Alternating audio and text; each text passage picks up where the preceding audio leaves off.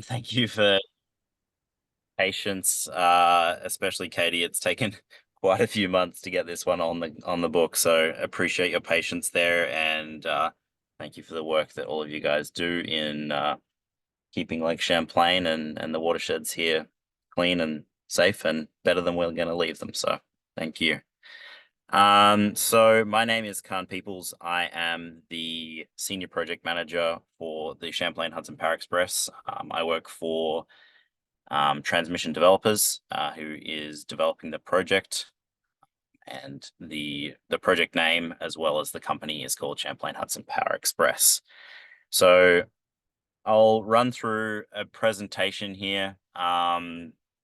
I've tried to tailor it to maybe more of the interests of this group. I will not have covered everything. I was hoping to have my senior environmental advisor join, but he's unable to as well. So I'll field the best questions I can and take away any that I can't. So I'll jump in. So again, and Jennifer, our senior vice president of external affairs, she was going to join, but she had a fire to fight, so unfortunately she can't join either. Hey, Con, this is Yes. Sean Murphy. I am on the Oh, phone you are here. if I am your senior advisor person. I have no Oh, idea. good. Thank you, Sean. So Sean Murphy has been on the project for longer than most, I would think. From its Everyone at infancy. this point. I've Yes, I beat think them so. all. It's from its very, very early infancy stages back in what, 2009, I think you joined, 2010? Yep, Yep. 2009. There you go. So Sean has an extensive knowledge of the project right through from the permitting stages and the public outreach stuff to through to now the actual execution phases. So thanks for joining, Sean. Appreciate it. So the project as a whole, Champlain Hudson Power Express, we are aiming to bring hydroelectric power from Quebec in Canada, and bring it directly into the New York City grid. The Canadian portion is being developed by Hydro-Quebec, and that is the Hertel New York interconnection project. So that runs directly up to the Canadian border, US-Canadian border, and is being developed solely by them. So from the Canadian border through to New York City is Champlain Hudson Power Express. So overall, it's a 1,250 megawatt fully buried HVDC project. So there is not a single pole or wire that you'll see in New York to do with this project. So delivering sort of 10.4 terawatts a year of clean power, and that's enough to power about 1 million homes in the New York City area. We expect it to be operating for 80 plus years, 80 to 100 years. And we did begin this construction late in 2022. It definitely ramped up a huge amount last year with the terrestrial construction. And then this year we are starting with the marine construction in Lake Champlain, and we actually started a week ago tomorrow at the US-Canadian border at Rouse's Point. So this is one of the largest privately funded infrastructure projects in US history, with a huge amount of public benefit. So a lot of tax dollars go into local and state governments, including 1.4 billion of new tax revenue over the first 25 years of the project. So that's all focused in New York State. So specifically in Lake Champlain, we'll be focusing just on New York State. The project is only being developed in New York State. So it's fully permitted. I think there is one more EM&CP, so Environmental Management and Construction Plan, to be submitted for construction in the Harlem River, which will be happening next year. Otherwise, all of the state, federal, regulatory permits and hurdles have been overcome. So a lot of public outreach, involvement, etc. Starting as early as I think 2008, 2009, when the project first sort of came into conceptualization. I briefly mentioned some of the environmental and economic benefits. We'll save approximately 37 million metric tons of CO2 in the first, I think, 25 years. Oops. Um, and yes, huge significant benefits to the local and federal economic benefits, sorry, with 1,400 direct jobs. Um, Keeping it on going. So a little bit more of the split of the project.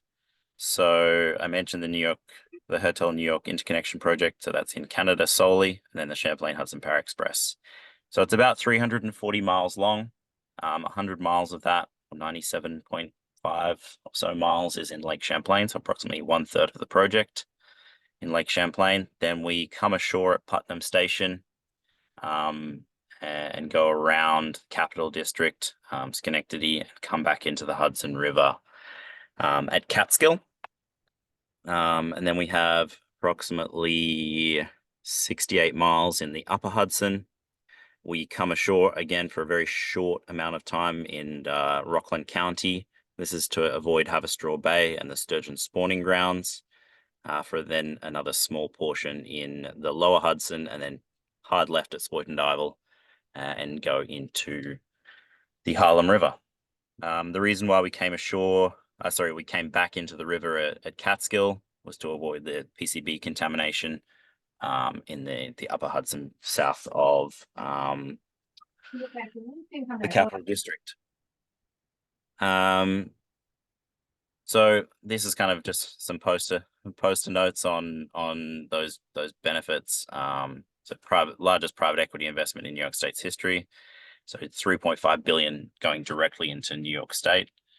And it's, I think, 6.7 billion in total cost. 1.4 billion new property taxes for over 150 communities. And again, this is just over a 25-year period with the total expected life of 80 years. The 1,400 new jobs and over the construction period. So the construction period, again, is from 2022 through till May 2026, when we expect to flick the power on. We have a $40 million green economy fund, and that's to support local labor to train mostly disadvantaged communities in gaining the knowledge and experience for renewable energy power jobs. And then we also have a $117 million fund, which Katie mentioned earlier, for the restoration and research habitat improvement, which is, I think, I don't know the full details of that. Sean, maybe you know some more on that one, and I know Katie, you do as well.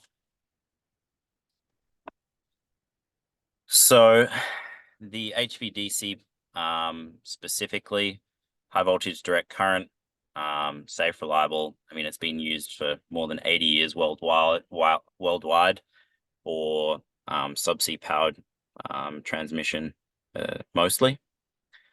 Our cables are approximately 5 inches in diameter on the terrestrial side, a little bit larger in the marine, 5.5 inches. And they pose no risk of shock or magnetic fields because they're steady state, they're not alternating. So a huge amount of studies done on this one, and we also have some post installation surveys that we'll detail a little bit later. The power will then get converted back to AC in Astoria, at our converter station. And I'll go into deep dive into the marine installation in just a minute. But the terrestrial side of it is buried mostly along rail rights of way, and some roadways. And associated with the two power cables, so one positive, one negative, is a fiber optic control cable with 48 cores, and that'll be used for temperature monitoring, for vibrational monitoring. So if people are trying to excavate near the cable, we can sense that, or if an anchor is dropped next to our cable, we can sense that. But it's also used to shut down the cable in case there is any emergencies, or in a regular shutdown situation, we can shut it down in 100 milliseconds. I'll mention here, in an emergency situation, if the cable is severed, the power will ground through the through the armoring and return back to source. So there is no potential for electric shock whatsoever. A little bit more of the marine routes. So Lake Champlain, as I mentioned, 97 miles. We're planning to finish all of the marine construction installation in 2024. So earlier this year in April, we did some prelay mattressing over some co-located infrastructure. We did some prelay grapnel runs, which I'll go over these terms in a minute. In May, so this is a route clearance, and we just started cable laying last Tuesday. So we'll progress southwards over the next few months, laying cable. And after that, there'll be some post-lay mattressing as well. So that involves putting mattresses where we don't achieve burial depth in the areas where we're required, or over co-located infrastructure. The Hudson River is broken up into Upper and Lower Hudson, as I mentioned before. The Upper Hudson, plan to do all of the cable installation this year. The Lower Hudson will be done in mostly 2025 with the cable lay. And with the Harlem River, it will be done in 2025. So on Lake Champlain, we have put together a cable installation barge, or CLB. It is a dynamically positioned, Class 2 dynamically positioned barge with 6 azimuthing thrusters with 3,500 horsepower, provided by 6 independent generators, diesel-powered generators. It's made up of truckable interconnected modules for a total of about 300 feet long by 100 foot wide. We'll be installing cable along the Lake Champlain route 24 hours a day for the next few months, probably until sometime in November or December this year. There's a little bit of information on some of the equipment we've got there, and there's a picture below. We've got a couple of cranes on there. We've got the full fiber optic cable. So the 100 miles of fiber optic cable sits on that barge. And then we have all of the associated power equipment and cable handling equipment. We have 2 ROVs, remotely operated vehicles. One, a small observation class with cameras and sensors, and then a larger working class one that has some manipulators, etc., that can help assist us with the construction work that we're doing.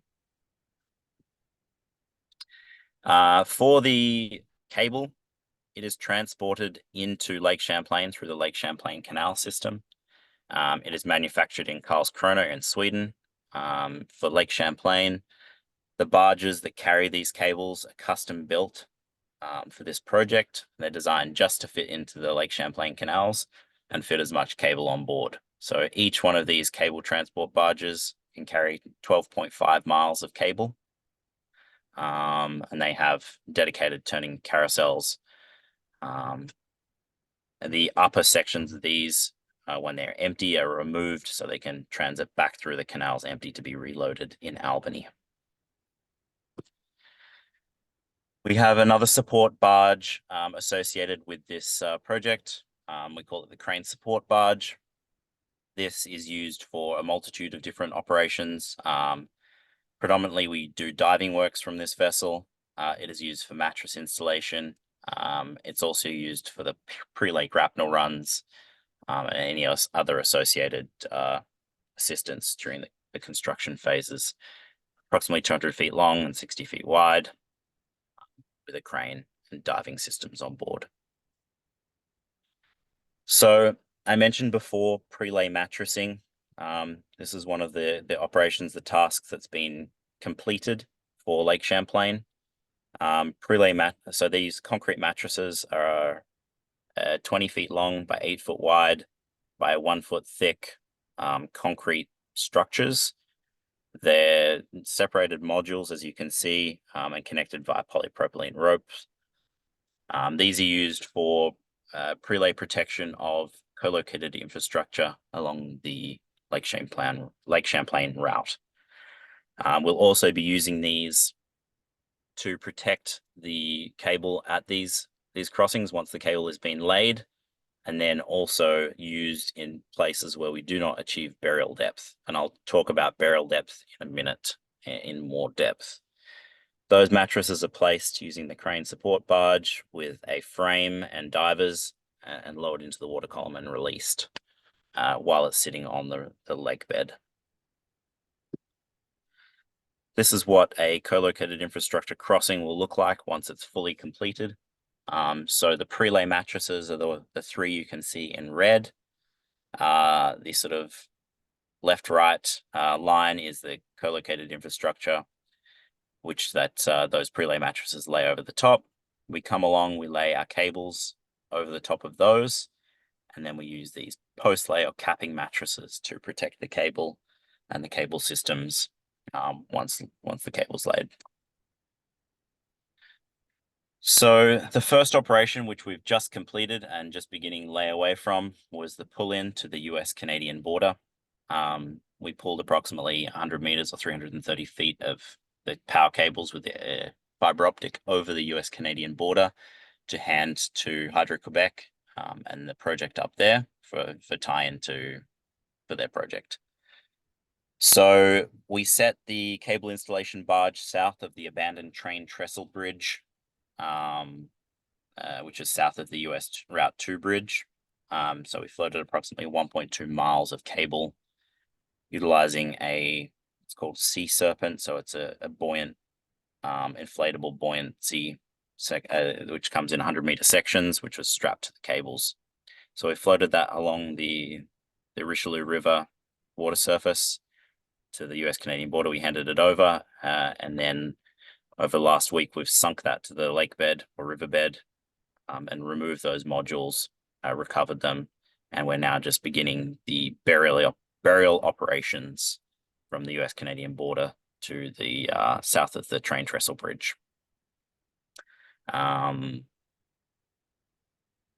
Keep going. So I did mention, I probably should have put this slide before the last one, prelay grapnel runs. So prelay grapnels are a train of basically hooks that we pull down the lake bed along our cable route, which is used to prepare the cable route, remove any detritus, logs, etc., trash from the cable route to ensure that there's no damage to the cables or to the plow that we use to bury the cables. So we've completed the first approximately 23 miles of this prelay grapnel runs. And this grapnel runs are only being done in areas where we plan on burying the cable. In Lake Champlain, we'll be burying the cable to 4 feet below natural grade in water depths that are less than 150 feet. And we'll go into the plowing and etc. in just a minute. Any of the debris we remove is collected onto barge and disposed of appropriately. We do not grapnel near culturally sensitive cultural heritage resources or public water intakes or co-located infrastructure. Again, that was done using the crane support barge. Going along a little further. So cable lay, again, I mentioned those cables come in 12.5 miles. So there's approximately 8 segments of cables before we splice them together. We call it splicing, where we join the two power cables together. I did mention that the fiber optic is a continuous length, approximately 100 miles of fiber optic cable. But every 12.5 miles, we'll stop cable lay and do this splicing operation where both of the power cables will be individually spliced to bring the new section of power cable to the old section.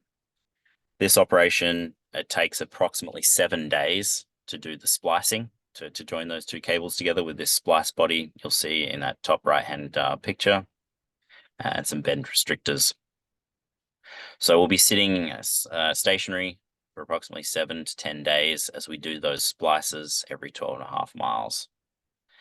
I did mention the burial, the plowing operations in water depths less than 150 feet. We're required by our permit to bury it to at least 4 feet below the mean lake bed level in the localized area. The shallowest water we have is at both ends at Rouse's Point here, approximately 18 feet of water. And again, down as we get south of the Crown Point Bridge, we get again quite shallow in areas, but never less than 18 feet of water. We've optimized the route as far as possible to stay in deepest water as possible in the state of New York. And we've also optimized it in many, many instances to avoid any cultural sensitive areas, to remain in water depths greater than 150 feet. So we minimize the lake bed disturbance as far as practicable. And again, around any other sort of localized features of hard rocks, outcrops, and things of the like. So the plow, which is somewhat taken from agricultural plows, and similar to some of the terrestrial plows that are used for telecom cable burying, etc., but much larger. This one is quite small in this grand scheme of plows that I'm used to working off in the offshore in the ocean. But this one is designed to work in two modes. So it has a blade where the cables actually run through, which depresses the cable to a defined limit. For us, it's greater than 4 feet below the mean lake bed level. And in North Lake Champlain, we will use water jetting to assist in fluidizing the lake bed to ease the passage of that plowshare, the blade, as it passes through the lake bed. It sort of just fluidizes the lake bed a little bit to help sink it and guide it through. And then it will quite quickly, over a matter of a few hours, reconsolidate and the cable will remain below the lake bed level. In the south of the lake, the conditions are a lot softer.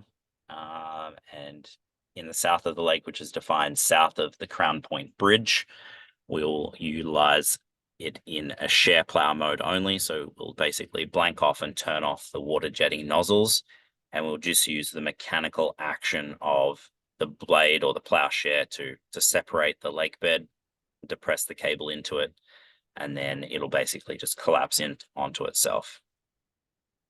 And so that the two cables are fed through with the fiber optic cable all at once. We did do some trials of this back in 2022 to determine the total suspended solid limits. I'll go into that maybe a little bit more when we talk about water quality monitoring in a little bit. But those levels were shown in the North Lake, where we utilize those water jets to be below the state limits. And in some cases in the South Lake, just due to the very soft natures, it was a little bit above, but nothing that anybody was concerned about. And you can see just there that kind of the profile of the cables that are in the trench once completed. At the south of the lake, we pull into two horizontal directional drilled HDPE conduits that were drilled in late 2022. And this is at Putnam Station, and this is to transition from within the lake to the terrestrial sections of the project. So one duct will carry the power cable and the fiber optic, and the other will carry the other power cable. We'll utilize some winches to pull those cables in once we get to the south end of the lake.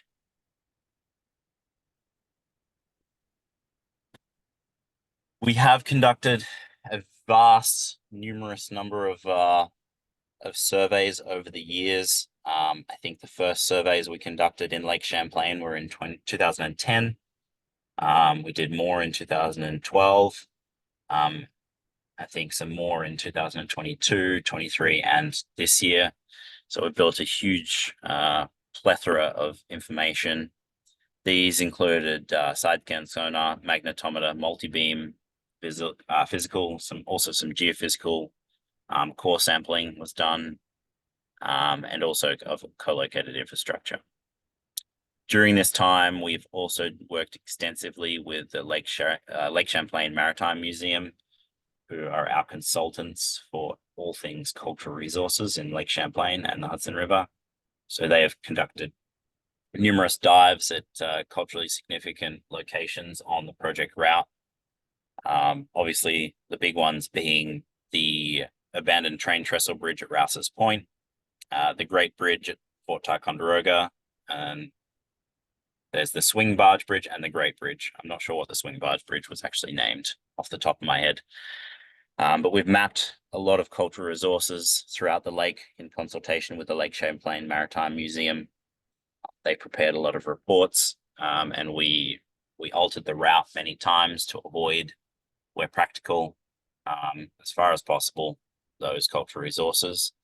And then those recommendations were submitted to the state Historic Preservation Office for concurrence.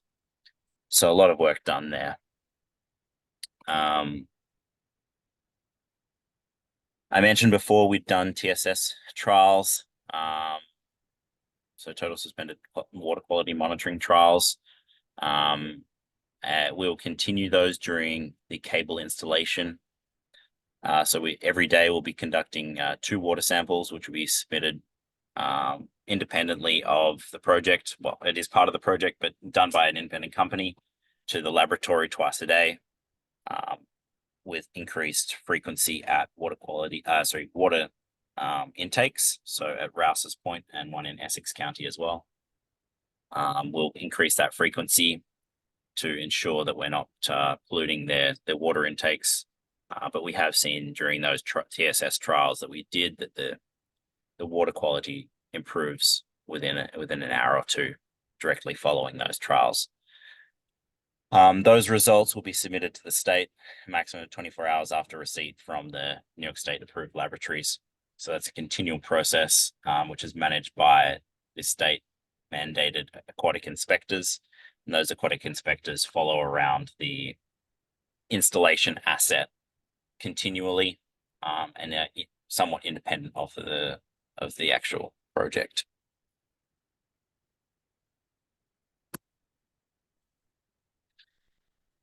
So I will mention a little bit about the monitoring that we do of the cables during operation. As I mentioned, over 80 years, we expect the design life of this system. So there'll be a monitoring station in Hertel. There'll be a monitoring station in Astoria and Queens.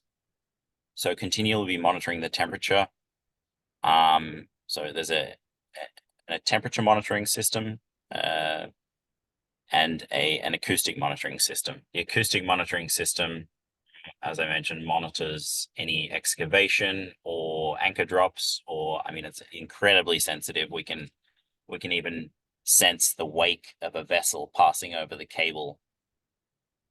So obviously it won't be tuned quite as sensitive as that, but we're then able to correlate that, especially in the Hudson River where the vessels use AIS to note any vessels that are passing over our cable, and if they're going to be dropping anchors, etc., that there's no risk of them dropping it onto our cable.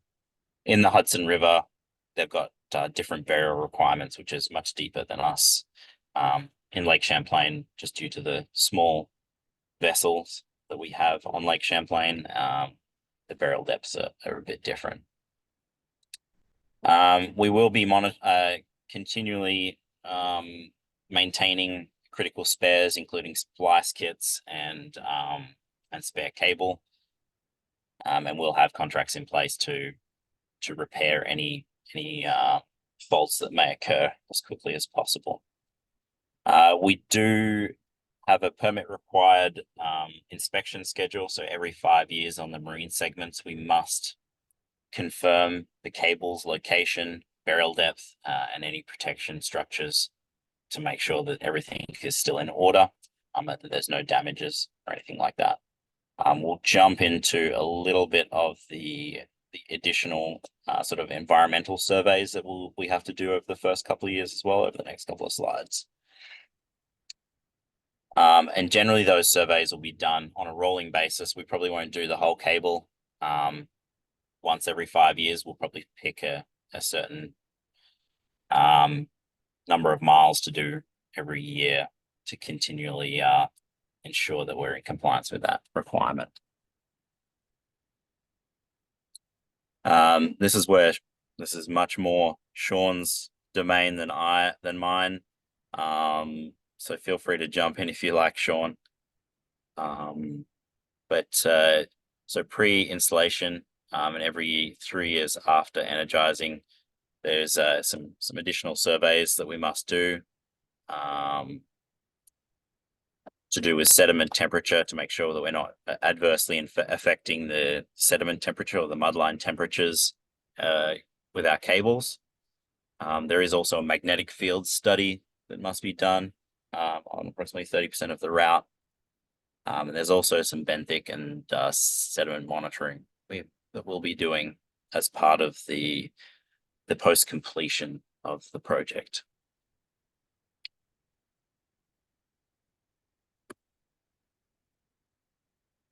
That's about the extent of the planned presentation that I have. But I definitely welcome any questions whatsoever from anybody on any of this. Thanks, Khan. So folks, if you have questions, feel free to raise your hand or put your question in the chat and we can get those answered.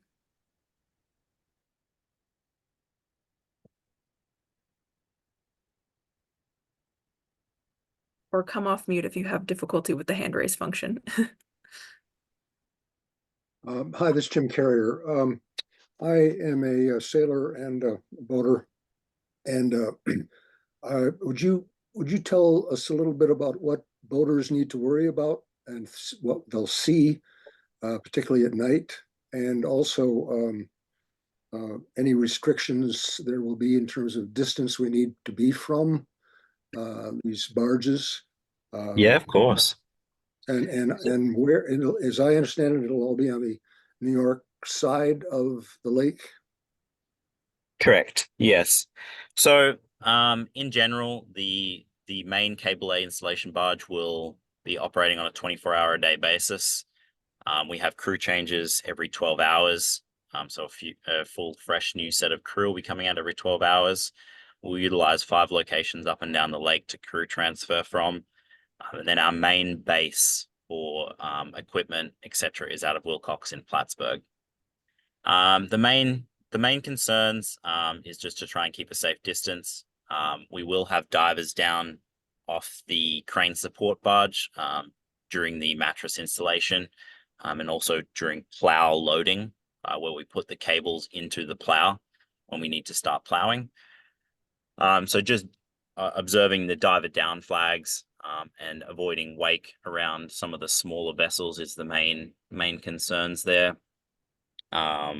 We do ask that the vessels stay more than half a mile away from us where possible. Obviously, where the physical restrictions of the lake don't allow that, we just ask you to reduce speed. And we do have safety vessels that will be constantly sort of buzzing around the installation asset that are there to help educate the public, talk to the public if need be. But we're also on channel 16, and is it 64? I'm channel 60. I'm just blanking off the top of my head, but the two main working channels, VHF channels. And there's also the website. There is a complaints line. There is the phone number. There's an email address. You can leave a message any time of the day with our answering service, and that'll be addressed basically as soon as it is received by myself if it's on Lake Champlain. But obviously, that's for the general public. The Coast Guard is heavily involved, as well as the Customs and Border Protection and local law enforcement. So we've worked sort of extensively with all of the state, federal, emergency service stakeholders to help educate wherever we can. We also did the marinas presentation in New York and Vermont earlier in the year. We've posted flyers, etc. So there's quite a lot of public information out there. And we do have a construction update website, a construction update portion of our website where people can get information. It's probably more geared towards the terrestrial construction where we've got road closures, etc. But we will have information for the public on the website and social media.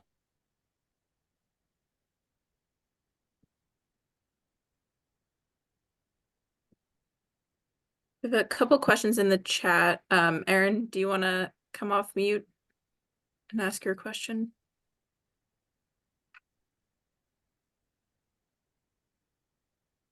Okay, now I'm on.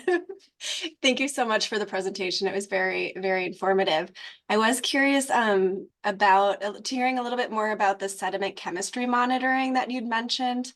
I'd heard somewhere, which I know listening to probably third sources might not be helpful, but I'd heard that maybe the power line was composed of lead. And so I was curious if that sediment chemistry monitoring would also be kind of keeping an eye on that. So I will let Sean answer the bulk of your question, but on the actual power cable composition, yes, there is some lead, but it is contained within the plastic sheathing. So basically, if the lead is exposed to the external environment, it's a complete cable fault, and that would require a complete sort of repair. So there is no point in time where lead would be sitting in the lake exposed to the water environment.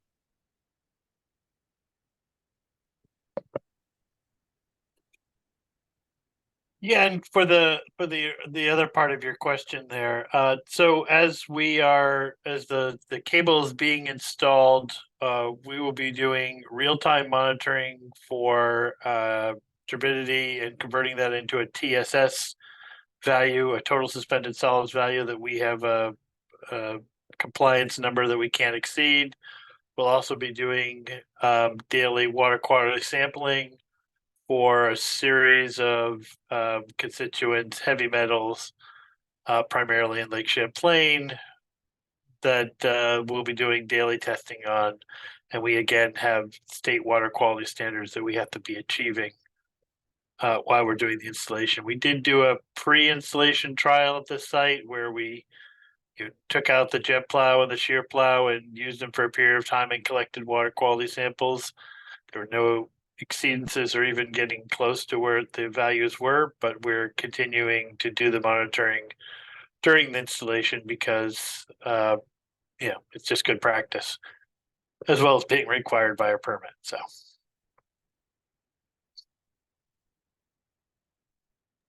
We have another question in the chat asking about if you can describe the cross section of the 5-inch cables. Yes, so I can.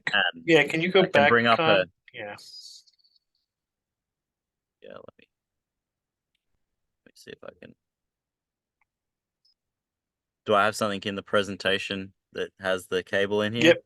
Keep going. It was very early on. It's Don Jessam, the original president of the company. It's his hand. Yep. I remember it. Weird how I know these things, but it's what happens when you've been here this long, Sean. Can't remember why I walked into the kitchen, but for some reason I know that's Don Jessam's hand. There you go. So I'll let you. Do you want to talk about it, Sean, or do you want me to? Yeah. So what you can see is that it is it's a copper interior. There's a protective layer on the outer shell above that. Then another membrane there, again, of rubber outside of that. For the submarine cables, which are different than terrestrial, there's another round of protective. The small little surfaces there are protective, and the primary risk to the cable is an anchor dropping on it. It's less of an issue in Lake Champlain because of where we'll be burying the cable and the depth we'll be burying it relative to the types of vessels there. But it's the primary concern, and therefore that's that round figure there is pretty much what the cable will look like. and it is about 5.5 inches or so across. Does that answer the question for whoever posted? I can't, oh, I guess I could turn on the chat. So yeah, the copper cable, the copper core, and then there's the next sort of big layer is what's called XLPE, which is a plastic. So that's the actual insulator. And then there's a series of grounding wires that are also contained within a plastic. And then for the marine cable, there is the outer armoring, which is basically steel cable. I think we'll Thank move you. some of the, oh, go ahead. Sorry. Thank you for the description. Great. We'll move to some of the raised hands and then we'll go back to the questions in the chat. Tom, I think you were up first if you want to start. Okay, my question concerns bottom survey. You've done side scan, you've done sonar, you've done some of that. You said you have a couple of ROVs. Is one of them going to be scouting ahead of your lane track to see if something turns up, especially when you're having to plow, because you're going to plow up something out of the mud, which is not going to show in the initial side scan survey.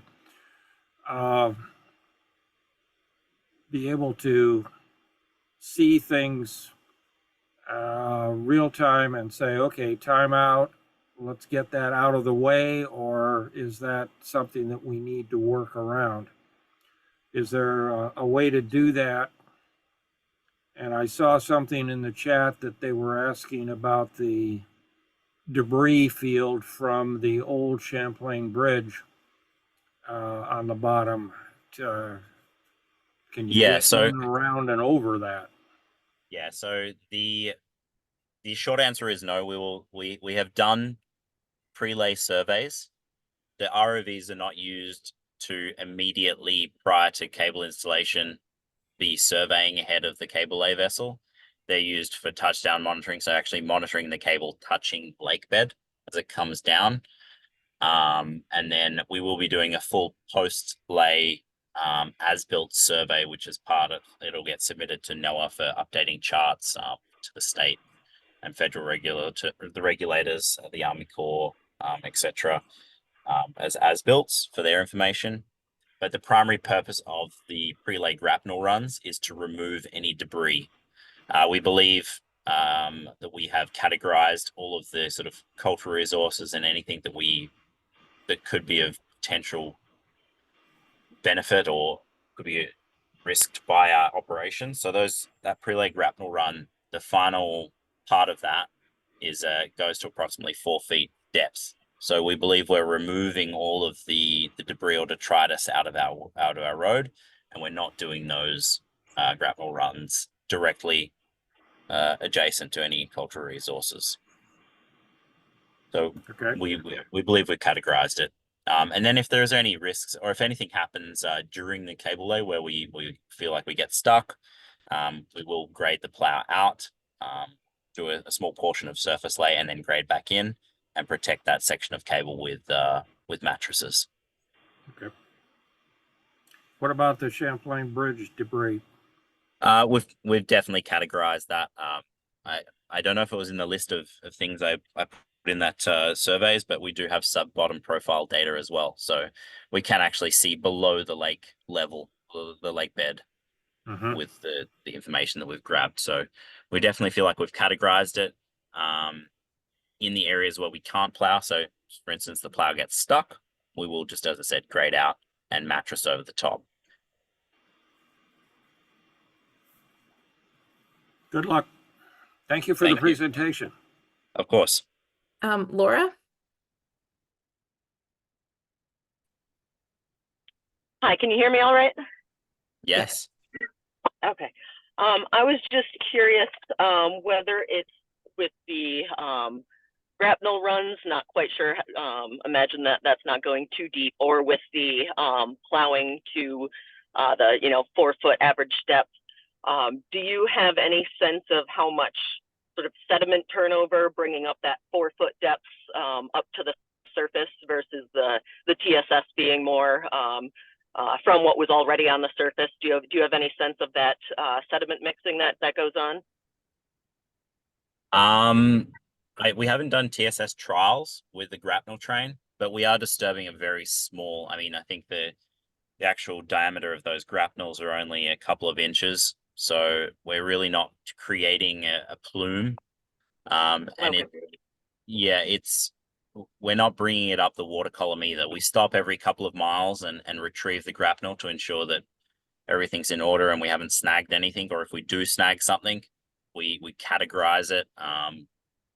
And we do have reporting limits to the state if it's hazardous or if it's over a certain diameter or a certain length, that we have to report that to the state. So we haven't retrieved anything that does warrant any reporting.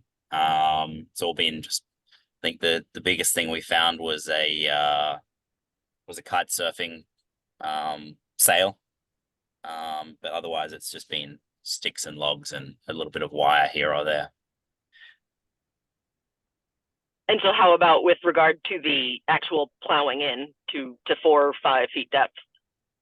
So we haven't done TSS trials or gained any data specifically for the 3-day grapnel runs, but for the plowing, yes, we have gotten those limits, as Sean mentioned. We did do those trials, and they're all well below state limits. We do have project limits. Okay, and you're doing the chemistry in addition to just TSS? Correct. Okay, thanks. Boss. Jackie? Hi, yeah, I just have a curiosity question. You know, on Friday we had pretty intensive storms moving across northern New York and western New York as well. And I'm curious to know how that has impacted installation efforts and how that's being accounted for moving forward. And I also had a quick follow-up question. Was there a public map released with the New York State OGS ownership? I would have to properly get back to you from the OGS perspective. So the way that OGS works, we have a permit to install, and then they will issue us basically a permit once we're installed for the lands that we occupy in Lake Champlain. I'm not sure if there's as part of the EM and CP, we have plan and profile drawings which show the route in Lake Champlain. Obviously, it doesn't give you exact eastings and northings just because it's sort of, it's not commercially sensitive, but it's of risk. But in terms of weather, etc., so we have analyzed the capabilities of the vessel and the cables extensively. So we have weather limits associated for different parts of the lake. That was a pretty intense storm, definitely not the most intense. So during cable lay, we have those limits. In the worst case scenario, we would have to cut the cable during a segment and lay it onto the lake bed and go and seek shelter, and which would mean an additional splice. And in sort of less severe cases, we would just stop laying cable and weather vane. So we would face our vessel into the weather and ride out the storm. And it obviously also depends on whether it's in shallow water, where we can utilize the spuds, so basically big spikes we put into the lake bed, or we utilize anchors in sort of medium water depths, or in sort of the real deep stuff for Lake Champlain anyway, whether or not we're on DP, so dynamic positioning with those thrusters. Thank you. Of course. Julie had a question in the chat about the project start and timeline. Julie, I don't know if you want to come off mute and ask your question. Yeah, sure. Thank you. And thanks for the presentation. So I was able to attend your presentation in April, and I thought I remember you saying that you were planning on starting on Lake Champlain in May and hopefully finishing up in October. And just wondering how the timeline changed for the project and maybe what caused the delay, or if you were on Lake Champlain that early, what were you working on? Yeah, so we did Of course, we did have delays in mobilizing. As the vessel, the cable lay vessel is something we had to put together here in Lake Champlain, purely because of the locks that we can't get traditional cable lay vessels that we utilize in sort of in Europe or the Gulf of Mexico, etc., up into the lake. So we had to put it all together. So there was delays in commissioning that very advanced, sort of technologically difficult integration. So we did have delays there. We didn't start cable A until, as I said, last week. So we are looking at ways to improve the schedule slightly, but we're still looking at completing this year. So we'll be running into December, obviously understanding that the weather gets worse and worse as we get later on into the season.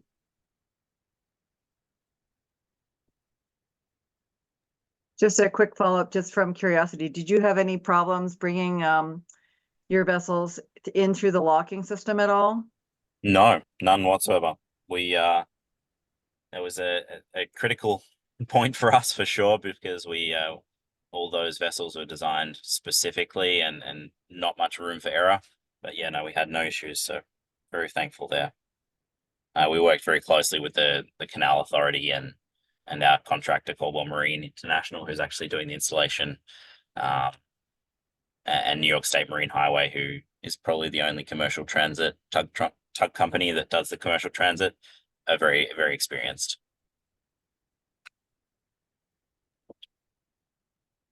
Eric, I think your question in the chat was answered during Tom's last question, but if you have any follow-up about how the cable will be laid over the Champlain Bridge infrastructure, you can feel free to unmute and ask some more. Yeah, I'm all set. Thanks, Katie. And thanks everyone for the presentation. This has been very, very informative.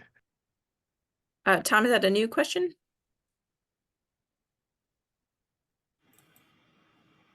Yes, you mentioned coming through the locks. Tell me, which direction did you come? Did you come up through the Champlain Canal from the Hudson, or did you come down the Richelieu? Up from the Hudson. So we have freighters that come from Karlskrona in Sweden through to Albany, and we do transporting from those freighters onto the cable transport barges in the port of Albany. Okay. Yeah, the locks in the Richelieu River are smaller. Yeah. Okay. I'm going to go off on a tangent here. One of the concerns for the Lake Champlain Committee is the defense control of invasive species, one of which is hanging out just downstream from Lock 1, called the Round Goby. With you bringing all these barges up, there's more traffic, more chance for the goby to hitch a ride. Are they doing anything to try to keep vegetation and critters from hitchhiking? Yes. So we have an invasive species control plan as part of the project. We only utilize potable water for the ballast system. So we do not use any water from the Hudson River in coming up. And we've worked with the Canal Authority with their bubbler system and their double locking, so the double flush of the lock system. I think I was reading a few months ago, maybe 6 weeks ago, that they did spot them between Lock 1 and Lock 2. I'm not sure. We weren't transporting any vessels at that point in time, but yes, we're working very closely with the Canal Authority on that one, and the DEC and everyone sort of reviewed those plans. Thank you. The lake thanks you, and everybody that uses the lake and fishes here thanks you. Yeah, no, that's a big one, and also working with the DEC for the South Lake, for the not water chestnut. What's the other invasive weed that they've been removing? I'm forgetting. But that's part of one of our installation permit windows to not be operating in the south of the lake, south of Crown Point Bridge, too early in the season to ensure that we're not sort of exacerbating that issue. Great. Well, thank you so much, Khan and Sean, for sharing some more about the project. And thanks to everyone for joining today to learn a little bit more. Again, I'll share this recording with you all and the folks who registered but couldn't attend live. Thank you. Yeah, and just as a follow-up, if you have any further questions, please feel free to reach out to Katie, and she can pass those along. I'm happy to answer any questions anyone has after the meeting. Great, thanks. All right, have a great day, everyone. Thanks, Katie. Thank you, everybody. Bye-bye. Cheers, Thanks. bye.